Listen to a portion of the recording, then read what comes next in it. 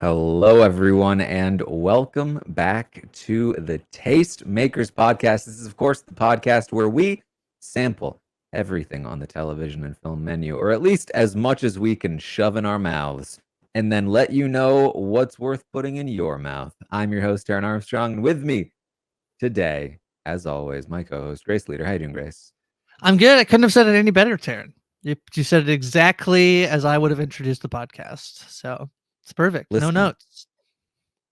this podcast is Listen, classy. Have you seen our artwork? pretty classy. Pretty classy. That's why Classy we're podcast.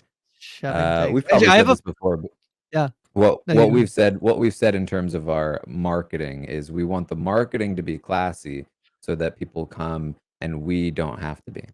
That's right. That's right. It does all of the heavy lifting for us. Uh-huh. Mm. Yeah. You were gonna say Um, something though. I have just a little tease. I have an actual food show recommendation later in the episode. So just a tease. Oh, oh. Yeah, a taste. I'm taste Well, making the tastemakers. Yeah. yes. Well, listen, lots of stuff going on. Of course, Big Brother is over. All of that stuff is done, which means my schedule has been freed up to watch a lot of things. So I've been doing that. So I've got a lot of recommendation-y things, little updates on stuff that I've been watching. I'm sure as does Grace. In particular, we'll be talking about two of the bigger headlines, ones that I haven't watched.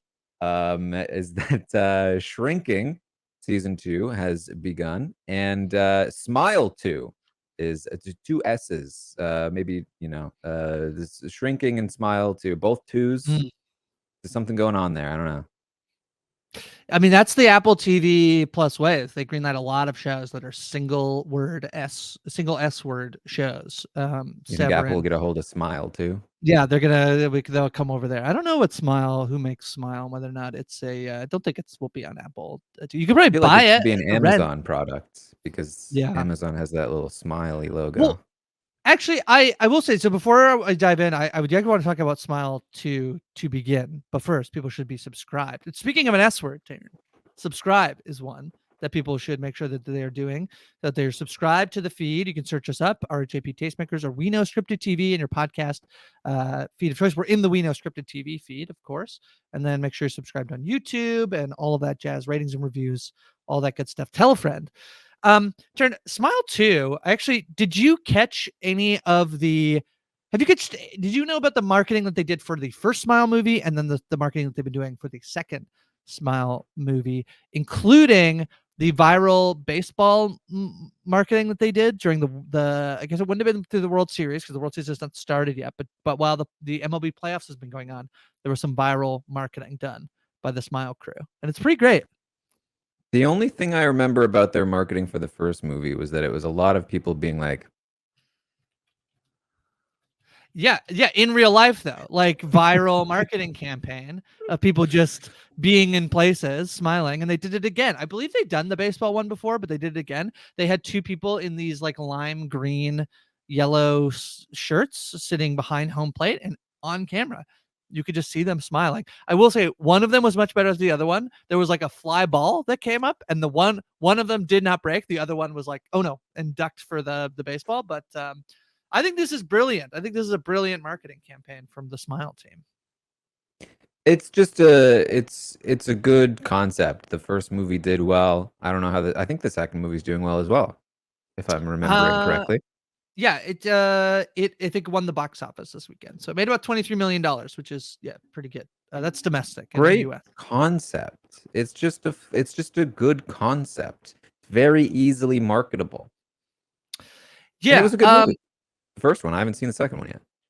yeah. I mean, I totally agree. I think that the concept is good. Is that you start to see these people who are smiling.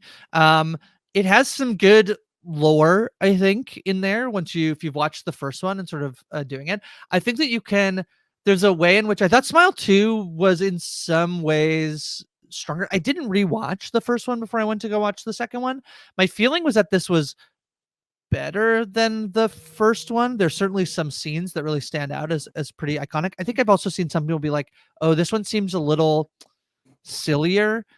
This one focuses on like a pop star, which is something I'm a little bit hesitant about. It's just this idea of like the star of the film being a person who's ultra famous and it being about their problems rather than someone more like of a normal everyday person. But the first one is definitely dealing with like childhood family trauma. This one is much more dealing with addiction as like the trauma related thing. It's pretty good. I think it has some good jump scares. The story is pretty well told. Pretty fun time. I mean, IMDb has the first one at a 6.5. The second one right now a 7.2. That's a pretty Yeah. big jump, especially Yeah, for a sequel, especially for a horror movie. yeah, I think I think it's pretty strong. I think it's definitely not worse, I think, than the first one. And I think that I will say the theater near me, which is a kind of been an empty theater most of the time, was really, really packed. It's one of the first times that I felt like every once in a while this theater near me does get a little bit of a horror teen bump. There's a lot of teens I saw this movie with. And I will say that at the very beginning, I was very worried about how the atmosphere of watching this movie with them was going to be, Taran. They were a little chatty, giggly, jokey, which is like fine, but like in a way that they weren't into the movie. And then the movie started and they were into it. Like when the things were happening, they were like silent. I feel like it really like gripped the people in the theater watching it. There's a good Lucas Gage performance. Who might know him from, he's been around for a little while, been in like The White Lotus, and some other stuff. He's pretty good in this. It's a fun time. Smile too. It's worth checking out. All right. Okay. Well, I'm hoping to watch it myself, as well as fix my microphone. So, we'll see. Yeah, you sound much We'll see crisper. how it It goes. says you cleared your throat Weird. there, Taran. Yeah, Yeah. weird. I The other listened horror to it movie. back, Yeah. and it was like pitching my voice up as well. Yeah. Yeah. You're okay. We fixed you. The other horror movie I saw, Taran, was Netflix dropped a movie called It's What's Inside. And I had been hearing that it was going a little viral. So it was one of the #1 movies on the charts. Have you had a chance to scope this out? You have not watched this, but do you have any indication of what it's about? Have you heard anything about this? No, I just And heard that it was worth watching. yeah, and I say that not to be like, oh no, Taran, how dare you not have heard it? I actually think that they're not marketing this movie, at least to our community, in a better way, Taran, because this is essentially Freaky Friday meets Mafia or Werewolf. Right. That's No, what this is movie this is the like dinner party one. This is the body swap dinner party. And maybe not dinner party, more like it's the night before one of the people's weddings. And then they body swap, and all of their past trauma is then brought up and shared and revealed. But they're basically playing like who is who. You have to try to guess who is who and figure out who is in each other's bodies. And I feel like for reality TV fans, especially the rise of Mafia, werewolves, we play Goose Goose Duck, frequently. It's a very fun premise. It's very good. I will say it's a little hard to follow, but they do a pretty good job of making sure that at least the main story as well. I thought it was very fun. The visuals are amazing too. Yeah, it's one that definitely hit on my radar. People were talking about it as though it were a fun time. So it's one I will also probably check out. Yeah, I haven't ranked it yet in my horror movie list, which I did update recently. We have had some more submissions from our fellow friends and fellow tastemakers, honorary tastemakers. Smile is probably, it's top 10, probably not top 5. It's What's Inside is probably similar, I think. Probably like top 10, not top 5 is how I'm feeling. It doesn't quite break through, but it's very fun. It's one of the more fun horror movies of the year, I think. All right. Well, there was also Shrinking. The Shrinking season 2 came out. Have you been following Shrinking at all yet? So I got into Shrinking a little bit later than I think most people did. I think people, we think when it came out, I think it's just the Harrison Ford, Jason Segel-ness of it all. I think attracted people quite quickly.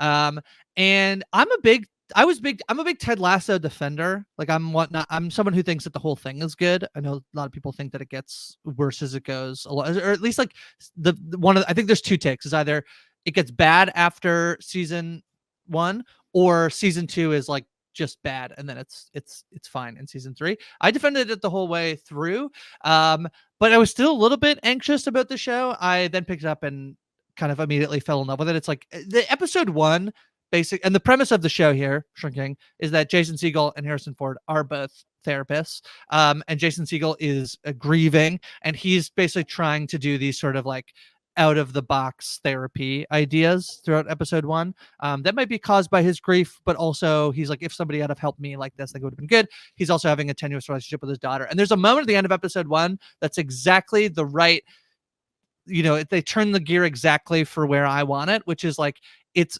pretty funny, but then it's also like it's just gonna like sort of stab you in the gut or I guess in the heart is gonna do, and it's just like a little bit sad. I like it a lot. Season 2 came out. I'm liking season 2 so far. I think it's just as good as season 1. I don't think it's lost any of its momentum, and immediately they renewed it for season 3, which I think suggests that they have a lot of faith in the show. So yeah, Shrinking, I think it's worth checking out. If you like Ted Lasso, it's another Bill Lawrence show, and it's that same thing of like there was a little bit of chatter this week. I know Jess was involved in this about whether it was a comedy or a drama, and I think Jess got a little bit like tricked into thinking it was a comedy when it's more of a dramedy than a comedy, I would say.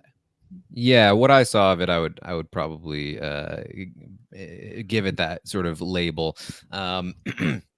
Just again, I think I've already talked about it, but it wasn't quite for me. But I know it is hit pretty hard for a lot of people, and seeing Harrison Ford in a show is kind of cool, I guess. So he's gonna kind of have a big like between this and then I think when does Captain the Next American Brave New World, is that the name of the new one? Mm-hmm. It's gonna be in that as well, so he should have a pretty. He'll be on our screens a lot this winter. He sure will. So a couple pieces of news also we want to address, and I think we'll get probably into some of the other stuff that we've watched, a little more under the radar, perhaps, stuff that we've watched. We've got 2 sort of, I guess, remake-y pieces of news. But it's interesting and it's notable, not because of the remakiness itself, but because of who is doing the remaking. Yeah, so both of these announcements came out, which is one is Mike Flanagan is in talks to direct a Carrie show, an 8-episode show for Amazon. I just want to note that he's going to go over to Amazon to do that, which we could talk about. And then Luca Guadagnino has been announced to be doing an American Psycho remake. I think that Mike Flanagan, of course, having done Yes. Haunting of Hill House, and more recently the movie you talked about from TIFF. Yes, Life of Chuck. Life of Chuck. I keep wanting to say Brian. And then they should remake Life of Brian. there you go. Yeah. Luca, of course, being Call Me by Your Name. More recently, Challengers and Queer. He has another movie coming out. It's played at the festivals. Daniel Craig movie based on a book. Yeah. Mm-hmm. And he also, of course, did Suspiria, which was another classic horror remake. So and done very well, I would say. Also, like, this isn't like a foray into horror that he hasn't been before.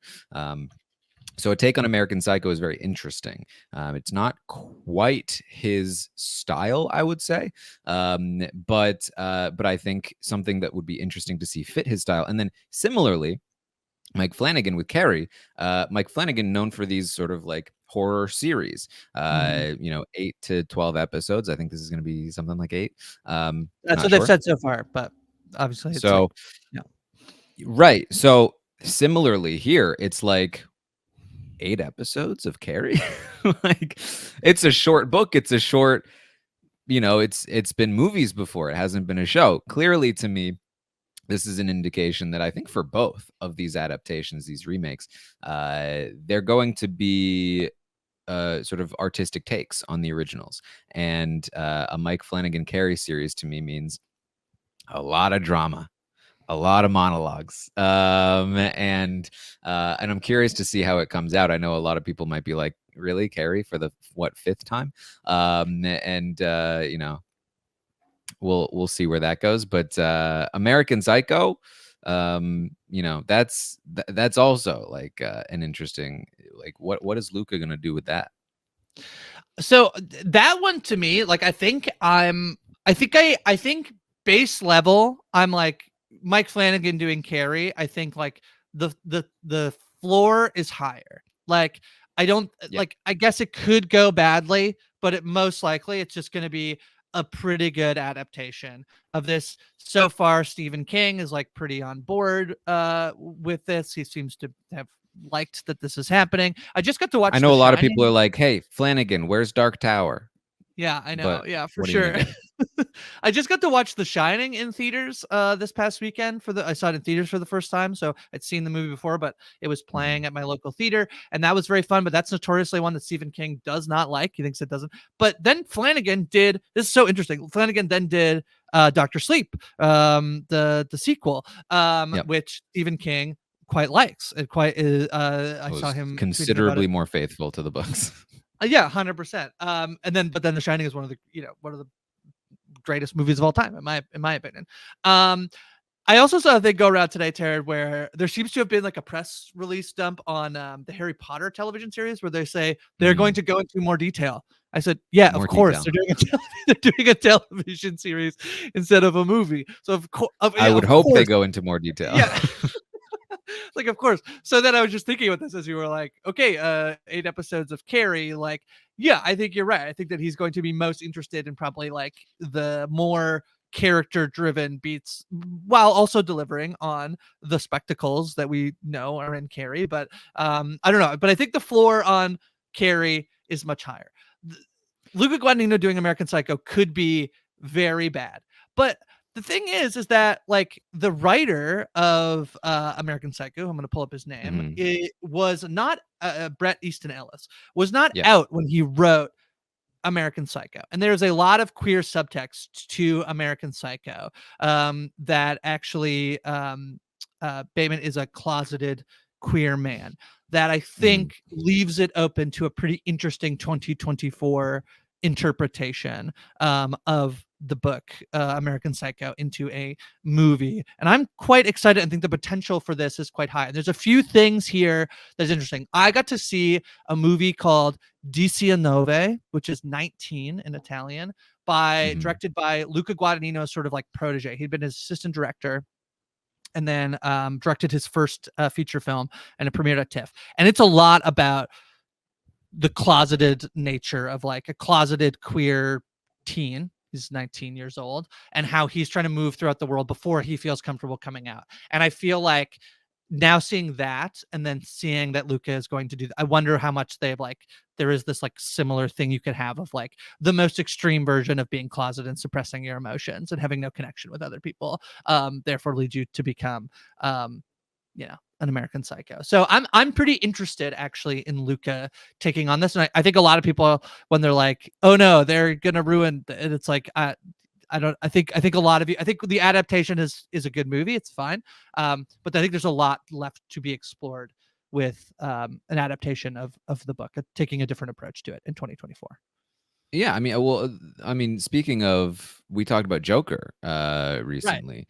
You know, speaking of a movie that was really taken to a context that it wasn't really meant for. I mean, that is, American Psycho is the poster child for that. American Psycho, the gifts, the sort of like, I guess to give a bare bones sort of summary, like, it's this sort of like executive, professional guy who is very much the epitome of what a lot of like alpha, sigma, whatever kind of male dominant sort of philosophy would go into, of like very regimented, very controlled. Do people use the word yuppie? He's a yuppie, isn't he? He's like I I don't think know if that's a people use that's a little old fashioned nowadays. Okay. But very much like the kind of you have almost certainly seen gifs of this character played by Christian Bale, and if you really dive deep into the depths of the internet, then you've certainly seen it as used as an example for like how men should be, sort of thing. Which is wild because, if you watch the movie or read the book, this is clearly not a person that you should want to be. But everybody thinks he gets misidentified as the same. Like it's like they're all the same. They're all these. Yeah, it's like a complete satire on that type of individual. Exactly. It's a very similar of like. I'm Rick from Rick and like I relate to Rick. It's like you're not supposed to relate to Rick. It's like I relate to Bojack. Like you're not supposed to relate to Bojack. Like Walter White is cool. It's like nah, he's a villain. Mm-hmm. So I could easily see an interpretation of this that maybe hits less subtly, might be taken very poorly by the fans of the original movie. It can be review bombed, but this thing. Yeah. And so, but I'm interested, I'm interested to see a version of this movie that hits a little different. So yeah, I'm super curious. Yeah, this is going to be so like immediately like revolted against people. Like they made him woke, and it's like, oh man, it's like, yeah, no, it's okay. There's like literally in the book like many ways to read that he's a closeted gay man. And Bret Easton Ellis, he said when the book came, he said, oh, it's about my father, and then he was like, actually, it's actually about me and my internal rage I cannot let out before he came out as gay, and being like, I blamed it on my father because I couldn't handle it being about me, but it's about me. It's like, yeah, and he's a gay man. So yeah, can't wait for the discourse around this one, Taran, to happen. It'll be fun. Yeah. Of course, also What We Do in the Shadows final season. Has just started, I think, if you're listening to this podcast. Yeah, when it came out last night, October 21st is the first episode of the premiere. So yeah, one episode. I will say, What We Do in the Shadows, TV adaptation of the movie. Yes. Which is a sort of like comedic mockumentary style movie / show about modern day vampires, and it's very funny. It's a very funny premise, and I loved the show for a long time. I think that the energy vampire concept in particular, incredible, and has really gone on to like inspire its own set of memes. But I will say I did kind of fall off a little bit at one point during What We Do in the Shadows. Hearing that it's on its final season makes me feel like maybe I should go back. But I don't know. Have you kept up with it?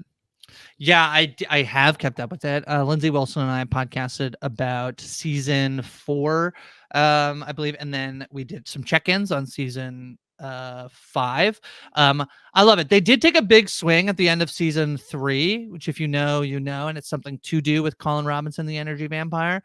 And yeah, and then, but I feel like one of the things I felt about the show, as Lindsay and I were talking about, and Antonio joined us one time to talk about this, was that the show to a degree has had a sense of, for the most part, what a lot of sitcoms for years had to do because of the goal of a popular comedy was to get into syndication. And so it would often like revert to to like as much of the norm as they could, like unless they lost a character, like they couldn't someone didn't return, or they wanted to have a big milestone episode like a wedding or what have you. But a lot of like the goal of syndication was to end up like you could turn on any episode and it feels comfortable. It feels like you can watch anything and it doesn't matter. And so comedies have this very much this sense of like not much changes, and in fact there's like the Ned Flanderization of characters where like characters become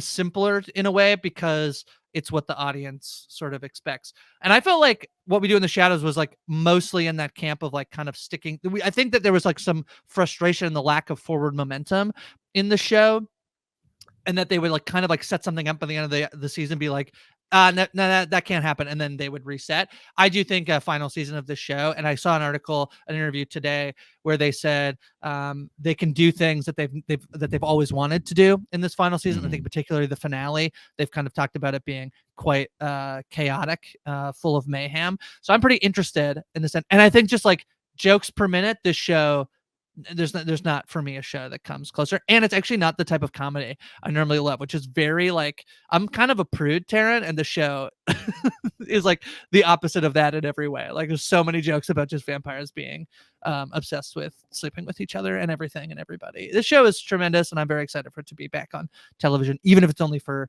probably 10 more episodes. Oh, yeah, 11, that was the thing for me is, seasons 1 and 2, I think I had it like an 8 out of 10. Season 3 was a 7, and then season 4 was a 6. It was kind of just like, I think at one point during season 4, I was like, I'm just not enjoying this like I used to. I don't know that the show necessarily got worse, or if the premise was just starting to wear thin on me. Like the premise and the style, it just felt too samey, and so I didn't even end up checking out season 5. If people say season 6 lands the plane well, then I may go back and watch both season 5 and season 6. But that is the end of what we do in the shadows. All right, should we talk about what we've been watching? Let's do it. Okay, so obviously lots of horror for me, but also some other things. We were just talking about Stephen King. Yes. So I did realize I'm reading books constantly. Why don't I also throw in some horror books to my horror journey? I have been reading a Stephen King novel, Terrence, so we'll chat about it. Oh boy. I am also now reading a Stephen King novel. Because he released a collection of short stories called You Like It Darker this year. And I have been listening to the phenomenal Will Patton read this book in quite the Mainer accent. There are some very fun stories so far in this book. It looks like I am 27% of the way through, probably gone through like 5 or 6 short stories at this point. I love short stories. I love short story collections when they're good. And this is very fun, really bringing me back to the old Stephen King fare. So definitely one I would recommend. I would love to get to more horror books by the end of the month, but I doubt I will be able to speed through them that quickly. This is quite a chunker here. You said Stephen King Fair, and I want to know what that looks like. What is the Stephen King Fair? The fall Stephen King Fair. Here's the thing about Stephen King for me, because I don't know if this is true for anyone else, but Stephen King Fair to me is reminiscent of my childhood. Not only because I read Stephen King as a child, but also because I grew up in Maine as a child. Oh, I didn't know. Okay, amazing. Yeah. And so like he very much, is describing things that I'm like, oh yeah, that. It's like, and not quite the like rural Maine that he often goes to, but like, there is something there that feels obviously very unique. Very few people set things in Maine. If they do, it's usually a reference to Stephen King. And so, getting that flair, especially again, this audiobook being read by Will Patton, it just hits. I'm enjoying it. Okay. So I did start Salem's Lot. That's what I picked up. I also did pick up Carrie, and if I really do feel like for me though, there's like, it's the October 31st clock. Like if it's November 1st, I'm like, I don't know if I'm gonna keep reading horror and watching horror. So we'll see if I can fit it. I'm about 60% done. Salem's Lot, I'm enjoying it so far. It's very spooky. It's very, it's this type of story I love as well. And then I'll watch the movie. I did find a very dangerous store near me, Taran, called Scribe, which I stopped in randomly one day, and I did find a first edition of On Writing by Stephen King that I found. Not that that's super rare, but I did buy that as well. This bookstore, Taran, basically collects early editions of books, and they had for sale a $2,000 first edition Lord of the Rings set, which I saw somebody spend $500 on a first edition Dune as well. This is a dangerous store, I think, to be in. But I did find On Writing. I have Carrie. We'll see how much of I think On Writing, I'm obviously I could read that outside of October, but yeah. On Writing was assigned to me in a writing Oh, class really? at one point, either Wow. in college or high school. It was recommended to me by an editor who I met last weekend. It was I said I want to try and read some Stephen King, and they suggested On Writing. So It's not a bad show. Yeah. Okay, so that's those are the books that I guess we've been reading. Shows, movies. I got a bunch. Go for it, Taran. I did check out Exhuma. Oh yeah, Exhuma. Exhuma. Yeah, Exhuma. Exhuma. I think yeah, we're exhuming. I checked out Exhuma. You know, we have it was, eczema. I decided against it. This teen horror where he just has eczema. You know, no. Exhuma. Yeah. Exhuma didn't quite work for me. Okay, unfortunately. all right. It's a little slow, I think, if I remember correctly. Is that it's a bit slow, and the thing is, very deep in the cultural well, that I think could have worked if I had my bearings a little better, if I sort of like was steeped in that culture a little more, but I think wasn't quite like newbie friendly enough for me in particular, to like really dive in the way that I probably would have wanted to. I caught this randomly at so not at the Toronto International Film Festival, but at their theater at the Lightbox where they show movies year round, and I just randomly caught it one time and just kind of was like in love, and the theater going experience of this movie in particular was very fun. So it does have a good vibe for sure. I would say. Yeah. Mm-hmm. I mean, I still have it pretty low. If I look at my actual like horror rankings, I still have it pretty low. I think I guess it's 12. That's not super low.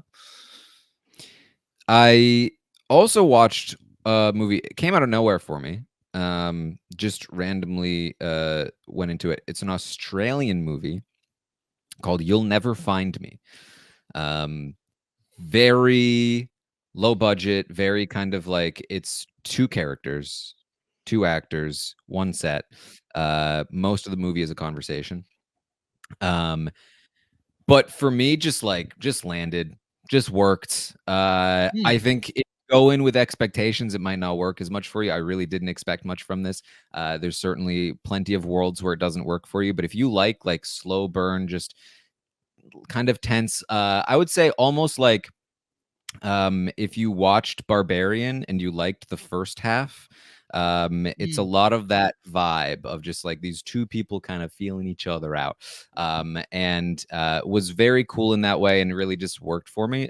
So that's actually going to be pretty high on my list, I think, by the end of the year. It's by the end available of on it's available on Shudder for folks in North America, so you can go watch it on Shudder. I mean, probably not the most horrific Australian thing to premiere, as I believe the new version of The Office premiered to terrible reviews. I saw that. I did see that. Yeah. Premiered last week. People Australians make some good horror, I will tell you. I know. Yeah, they make good TV too. Somebody very recently was like, "Hey, I watched all of Colin from Accounts because he told me to watch it." And I was like, "There you go." They loved it. Also, they didn't just say they watched. Yeah. Should we like trade off? Should we back and forth here? I do one, you do one. I feel like I'm mostly playing a lot of catch up right now. So I'm almost finished Slow Horses season 4, which I quite like, and that one's fun because it got so this is wild to me, Taran. In a world where we're gonna wait like 2 years for House of the Dragon to come back. Not only has Slow Horses finished its production of season 5, which means they're fully in the post-production world right now, so they can just edit it. They have also renewed the show for season 6.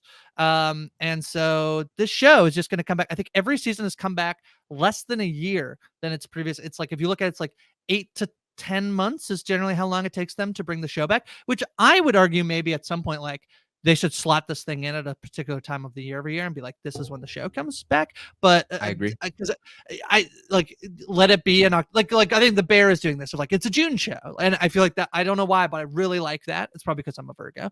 But I really like it being like, oh, it's June. The Bear's going to come back. But alas, we'll probably get Slow Horses sometime middle of next year, which is quite incredible, I think. And yeah, I'm very much enjoying season. It's exactly what it's a British spy thriller. It's great, so fun. Yeah. Oh well. I did catch up on From. season 3. I'm fully caught up now. I believe 5 episodes deep. And I think it's my favorite season of From so far.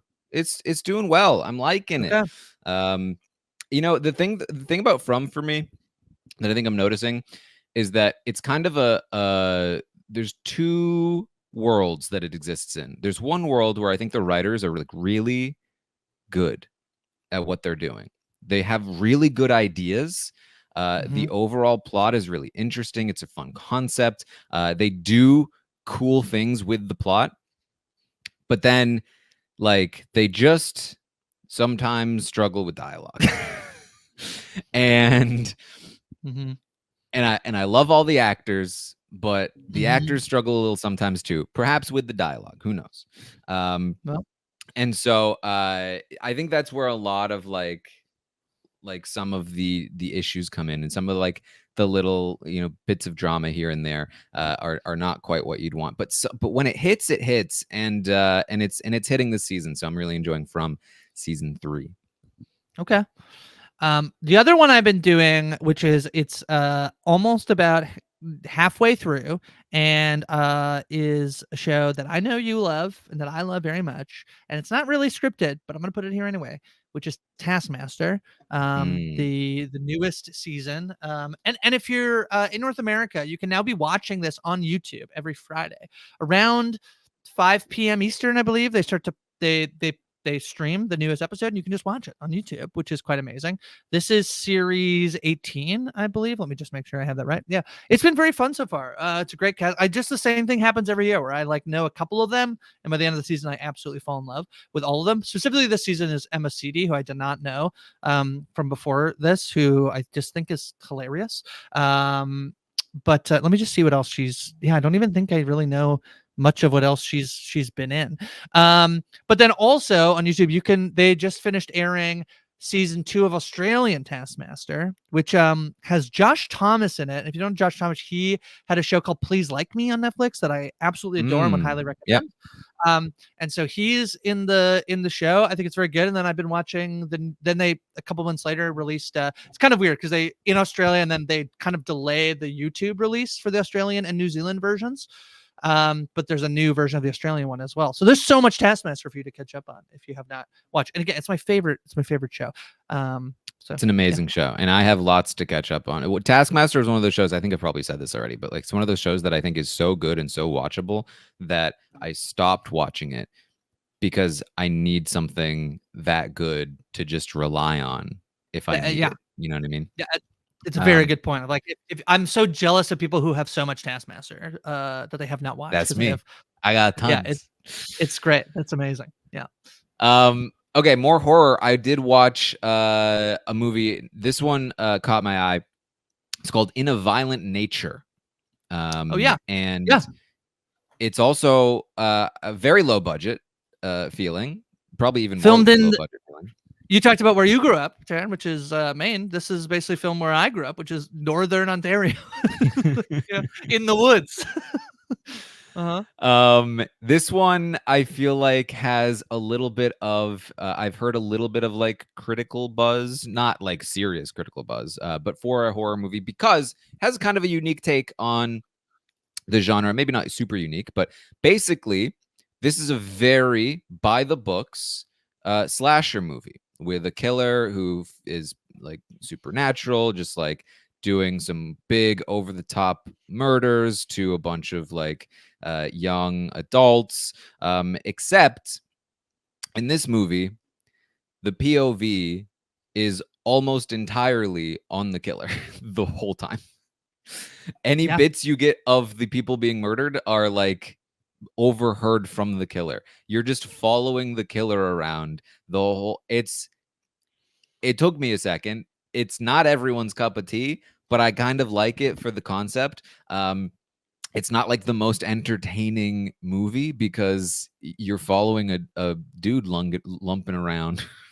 There's large swaths of this movie, Taran, that have you ever stumbled upon somebody playing a Twitch game, like a first person role game, and they're just walking around and they're not commentating. They're not like, you're like, oh, I guess you're like one of 17, which is no shame. You're one of 17 people watches it, and it's just they're not doing commentary, and you're just watching them like what you're watching, like the guy from Red Dead Redemption just like walk around. That's like a large chunk of this movie, which I appreciate the swing. It's interesting. And there is one kill scene that I can't stop thinking about, Taran. It haunts my night every single night. It's so gnarly. It's so gross. So it's a good one. Yeah. If you like creative kills, it's got one. It's wild. There is a moment where it's kind of similarly to we're talking about I Saw the TV Glow. They do this thing at the end of that movie that I felt like they broke away from the promise of the movie and what they stopped following. And I didn't like it in the moment. But it's another scene that I can't stop thinking about, which is exact same. It's basically what would happen to somebody who was in a horror movie. Like not if they were in a horror movie, but if that thing happened to you in real life, what would your life be like immediately after all of your friends basically died? Like, what would that actually feel like? And it just is like, again, like 10-ish minutes, probably less than that. It feels like longer of just having to think about that in a way that I thought was really compelling. I didn't like it at the time because I thought it broke the form of the movie, but I do think it's a very interesting. I mean, I actually would love for someone to explore that more. Like, I feel like there's a movie in that of like, what if you were the last girl in the movie, in like a horror thing, and like what your life would probably be like afterwards. It probably just isn't that fun, probably, but it was interesting. What I will say about In a Violent Nature is that, you know, we talked about how at the end of the month we want to really give like recommendations for if you're not a horror person, what is like maybe the one you should check out. This is definitely not the one. This is one that I think you can only really appreciate if you're deep into the lore of like the horror genre. Like it plays on an expected knowledge of the language, and even then it's still, again, not the most entertaining thing. So definitely not one I would recommend to non-horror watchers. All right, anything else, Grace? Have you watched just two that I want to pop out to you that I don't know if they're on your radar, but have you watched Night Swim? Night Swim, I have not. Okay, I'm gonna say that you should add Night Swim to your list. It's about a haunted pool. That's all I'll say. And then you know what I did? I checked this one out and I decided not to watch it. So give me the pitch. Well, I have it pretty low rated, Taran, but I still think someone. Can I tell you the scariest thing that happened to me this month, Taran? Shannon Gus messaged me and said that her brother was going to go watch Joker Folie à Deux because I said I liked it. And I was like, oh no. And did I like terribly misguided? That's the worst. Shannon's brother. And then The Watchers is one that I liked. The thing is about both of these movies is like, I think Night Swim, I feel like people who watched it, it's one of those movies that everybody I think knows it's not that good, but it's pretty fun. I think is like where Night Swim is, and it's the fact that they've taken a whole horror movie just on the idea of that a pool might be haunted. And then The Watchers is M. Night Shyamalan's daughter's first feature-length film. I liked it a lot more because it plays into basically like English folklore in a way that I really liked. Most people didn't like it. And so I'm not telling you should watch it, but if you do watch it, I'm interested in hearing what you think about it specifically, Taran. Okay. Yeah. Okay. Well, I did watch more of Disclaimer. Okay. And it got me. I'm in. Okay. Yeah. Okay, great. They dropped another they're dropping 2 episodes a week, I believe. Is that right? I'm 3 episodes in now. There are 4 out currently. I would say episode 2, I was like, okay, I'm more into this. Episode 3, I was like, okay, yeah, it got me. This is good. Like I see the vision now, and I think it was exactly what I thought, where like that first episode just didn't work to me as a first episode of a TV show, but as the first hour of a 7-hour movie, it was fine. So yeah, I do feel like what I saw last week was when we were talking about disclaimer. I do feel like the people who said that they watched both episodes, I think were higher on it than somebody who had just checked out episode 1. So I don't think I'd like process that, but I do think that tracks. And then I'm just looking at the release schedule, and they're doing a very weird thing where they did release 2 last week, but then they're only doing 1 episode per week until they've done all 7 episodes. So they're kind of like they dumped the first 2. They were doing like 2, I think, to get us started, and then I don't know why they just didn't do like. They could have just stretched this out for an extra week, but they must have some reason to not have it go past November 8th. But Alfonso Cuarón directed and wrote all of these episodes. So I feel like sometimes we've talked about this before, where what was the show we watched earlier this year where we were really nervous? Oh, show that I liked, The Sympathizer, where I was a little nervous once we learned that it was going to be put in different hands for the rest of the series. But I'm quite excited that this is Cuarón the whole way through. Yeah. I also checked out a show called Hysteria. And this is one with Bruce Campbell and Julie Bowen from Modern Family. Yes. And this is on Peacock. And it's like a little horror show, but it's very like 80s. Yeah, very 80s. It's about like the satanic panic a little bit. But kind of like perhaps is what if it was real is kind of I think the underlying premise. Very fun little show if you like that sort of nostalgic 80s vibe. The main character is a kid who's in a band and he's trying to be cool by being all satanic. And Julie Bowen plays his mother, and Bruce Campbell, who's always fun, is the like town sheriff, who is like very chill. So honestly, like it's a vibe. I'd check it out. I think Peacock every once in a while pulls out sort of a sneaky, fun little show. They've had a couple of things, like Poker Face was a Peacock show, Mrs. Davis was a Peacock show. I like the show that Justin and I talked about back in the PSR days called Based on a True Story, which is like crime podcasters who figure out that their friend is a serial killer and then try to like extort him into making a podcast with them. And like that's basically the premise. And it's like kind of silly, but it's fun. And that's exactly how I feel like you're describing Hysteria, where it like I could just tell from the marketing material here that I'm like, it looks a little cheesy, but it probably is a little fun. So yeah, It's the cheesiness is part of the charm. 100%. It's very much intentional. Based on a true story, it's coming back to season 2. It got renewed. So if you haven't checked that out, check that out. So yeah, there you go. I also checked out Sweatpea finally. Oh yeah. Mm-hmm. This is the Ella Purnell. I'd almost call it like the it's in the vein of like a Dexter or You, a little bit, but with Ella Purnell as the lead. Sort of like this very socially awkward, like very shy, doesn't speak up for herself kind of character who, slight spoilers for the first episode. It is the premise of the show, becomes a killer. Listen, Ella Purnell is just she's so good in this, and I really feel like she is like on quite the upswing here. I really feel like she's gonna really blow up between this and Fallout and Yellow Jackets and like everything else that she's been doing. I think she's gonna really be a star. But I really like the show. I really do. This is my jam. This style of show. If you like Dexter, You, that kind of thing, I think you're gonna dig this. I think it's very fun.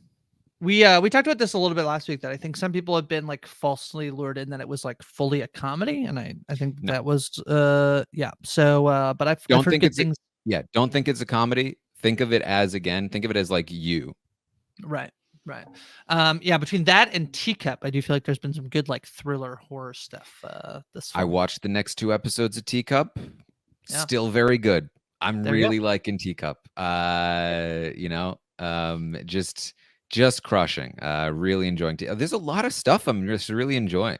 I think it's a good I think sometimes there's like the problem, Taran, of us coming on and having to be like, there's so much TV out, and then we're trying to be like, but you can like put this one away. You don't have to think about don't keep up with that one. I feel like right now it's more like we're gonna help you prioritize more than anything. You But have a like you probably plethora get of to options.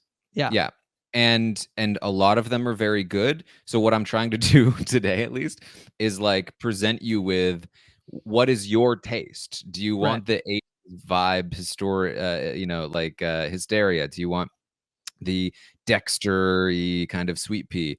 Do you want the thriller mystery of Teacup and From? Where people are like trapped and it's dangerous.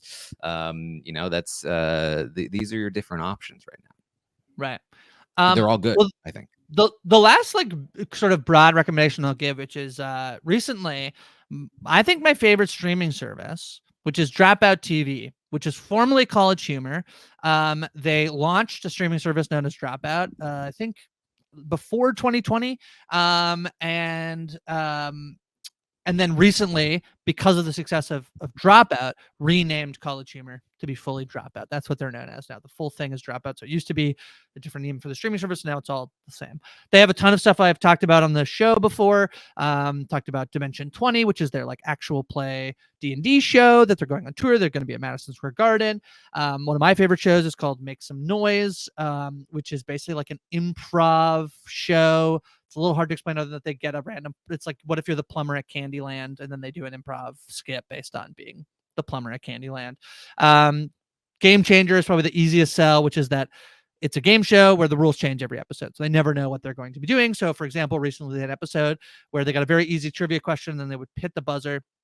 They would guess it correctly, and then they'd go to hit their buzzer the next time, and they go, your buzzer didn't work. I guess you have to go find a buzzer around the studio. And then they went, and there was like a claw machine that you had to play to find a buzzer, or there was like a librarian who had to like figure out what very like escape room, like figure out what the book was to like open it up, and there was a buzzer inside, and you'd press the buzzer. And then the joke was like, could you remember the trivia question that got told to you while you were searching, running around for these buzzers? So every episode, they played Survivor on the show as well.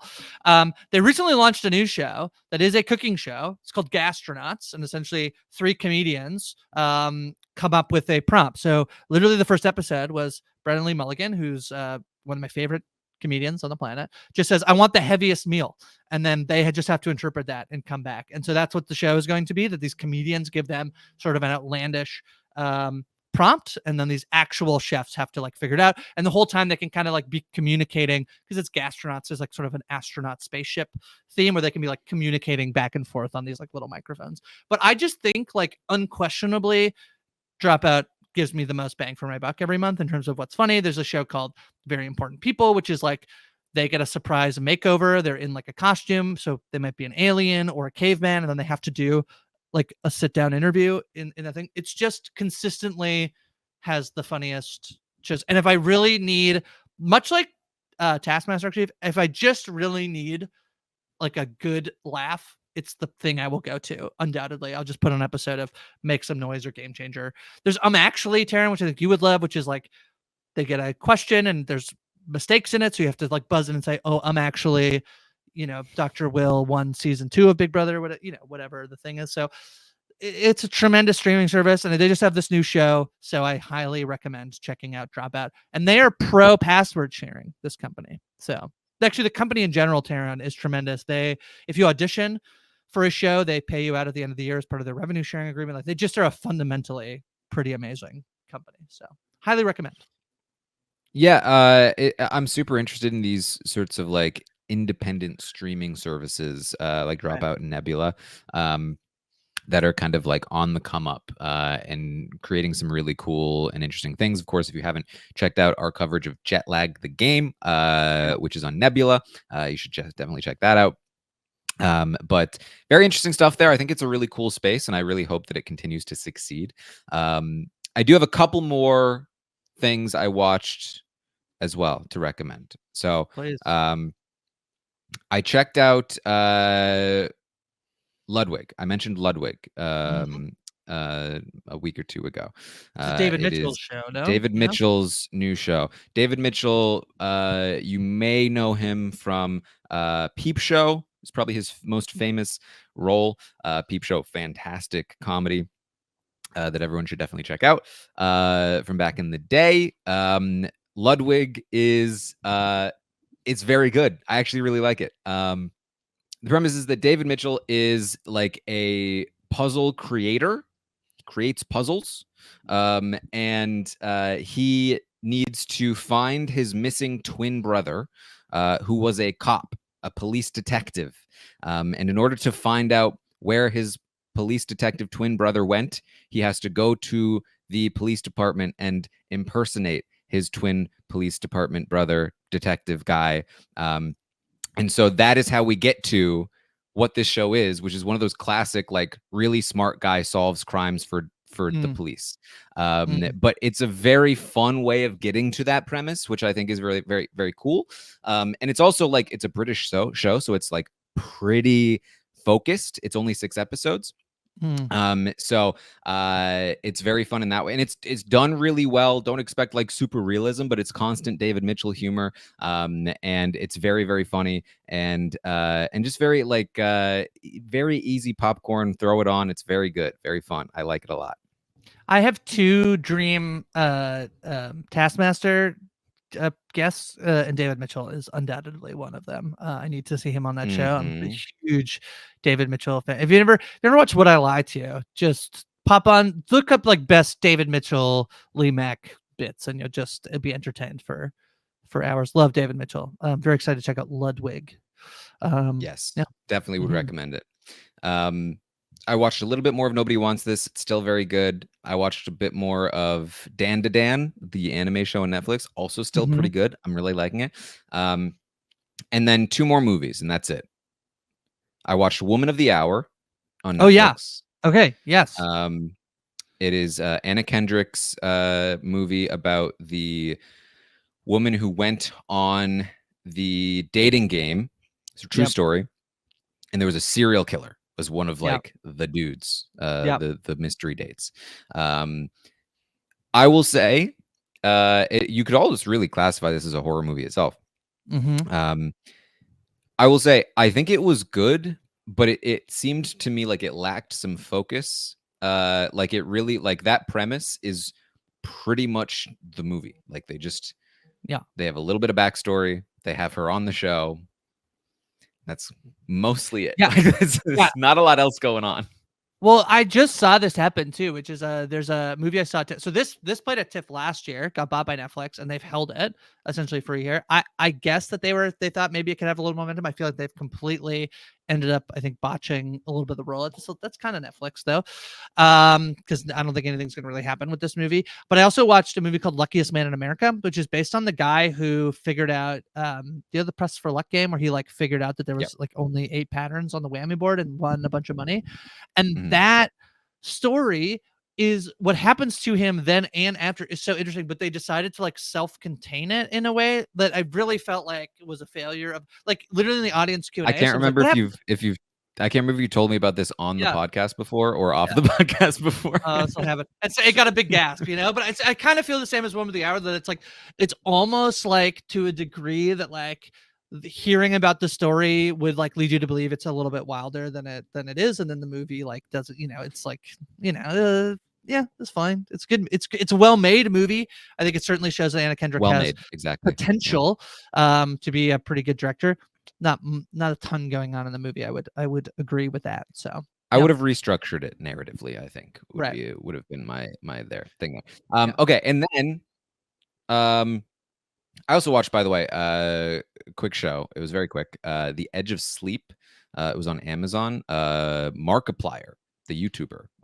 I saw people encouraging me to check it out because of I'm a big Markiplier fan. I haven't really watched his content. I've seen him around here and there. I thought it was a fun premise. Basically, you go to sleep, you die. It was fine. It was, it was fine. I think if you're a fan of Markiplier, probably it will be really fun to watch this. And it's like, for that purpose, like totally watchable. You'll probably really enjoy getting to watch a creator that you really like star in a show about a cool premise. If you're not a Markiplier fan, if you're not like deep in this, I'm not sure that it quite has the reach to be successful to like a more mainstream audience. But I'd check it out. It's very short, so I watched the whole thing. Okay. And then I did watch. I was in New York last week. Talked to a bunch of listeners, and many of them who knew about the Tastemakers said, "Taran, you're watching horror this month. Make sure you watch Strange Darling." So, Yeah. This is the one most that I highly keep telling you recommended movie. don't look into anything into it. So Yes, and quite frankly, I think don't even let people tell you to not look into it. I think that itself is enough. It's but very fun movie. I thought it was very good. In particular, the performances are very, very good, very, very fun. I think that it basically is a movie that will, I think, it's the way that it tells the story is part of how the movie makes its fun, and then the performances sell it. It's not, I would say, perfect, but definitely worth watching. I think a lot of people will really enjoy this, and it will definitely be high up on my horror list. I believe that one of the things that's interesting is JT Molnar. We've talked about this. He's going to do The Long Walk. So, Stephen King novel. That's good. Yeah, I like that. Yeah. I mean, I agree exactly with your take of what you said. I agree that like, there's what's now we've ripped the band enough now. Like, don't look into anything of it. That's probably enough to start as you're watching it. Be like, oh yeah, but not much else I could do there. So, but I like Strange. I would agree it's not perfect, and in fact, like there's some ways in which it loses some of its momentum as it goes along. Like it's understandable. Like good ideas are easier to execute than fleshing out that whole idea. But I still thought it was very fun. I enjoyed it. Had a blast watching it. So yeah. All right, that's it. I had a lot to get to. I did also finish Beetlejuice, and let me tell you, I didn't like it. Didn't like Beetlejuice. Fair enough. I think I'm gonna go see Terrifier tonight. Is Terrifier 3. I watched the first two. They're incredibly interesting. I think that they're obviously made on a very low budget, and they were made. The first one specifically was made to show off his prosthetic work, with the idea of them being hired to make prosthetics and do these kind of like gruesome kills. Like there's a really nasty kill in the first movie that I'm not sure I've seen much like it. They're not entirely for me, I would say, these movies. They're undoubtedly terrifying. I think they're very I think as a success story, that's great that they like are low budget and it won the box office a few weeks ago, beating out Joker. So that's great. Good. Keep making them. Keep making low budget movies that then people want to go watch. I think you would know exactly what you're getting from watching a movie called Terrifier and seeing Art the Clown in front of you. They are terrifying. They're terrifying. Yeah. Yes, I think Terrifier and Smile 2 are two of the movies that, of course, we need to be checking out in theaters. I know. For me, I saw Late Night with the Devil is one that I want to make sure I check out. Yeah, check that one out. And then Long Legs, I need to make sure I watch as well. Yes. And then also like coming this week, we have a couple of shows. One that I was kind of interested, this new Apple show called Before, Apple TV. It's a bit of a drama mystery. It seems to be. This is the Billy Crystal show. Billy Crystal, yes, Judith Billy White, Crystal, and Rosie Perez. Yeah, psychological thriller. Yeah, seems to be fun. Movie wise, I would recommend people check out Conclave this weekend. It's from the director of and writer of the remake All Quiet on the Western Front. Conclave. It's about the election of a new pope. It's Mhm. very fun. It's like it's fun. We Live in Time is also limited release. I think gets a wider release this week. And then Venom: The Last Dance, I'll be going to check that out this weekend as well. Taran, the last of the Tom Hardy Venom movies. I guess for now, it is called The Last Dance. You presume it'll be the final one, but you never know. Yes. Also, Somebody Somewhere season 3 Oh, is yeah. going to start this week as well. And then a couple more horror that I plan to watch before next week. Next week, our big horror show. That's The right. end of the month, we will give the final list. I'm going to try to check out Speak No Evil as well. I'm going to make sure I watch Cuckoo. Also on my list right now, The Devil's Bath, Stop Motion, Double Blind, Out of Darkness. And then I don't know if I'll count Blink Twice as horror, but I'm going to try and watch it and see if I do. So those and probably some others. Make sure I'll try to make sure we hit as much as possible here. I'll do the same. All right. Anything else, Grace?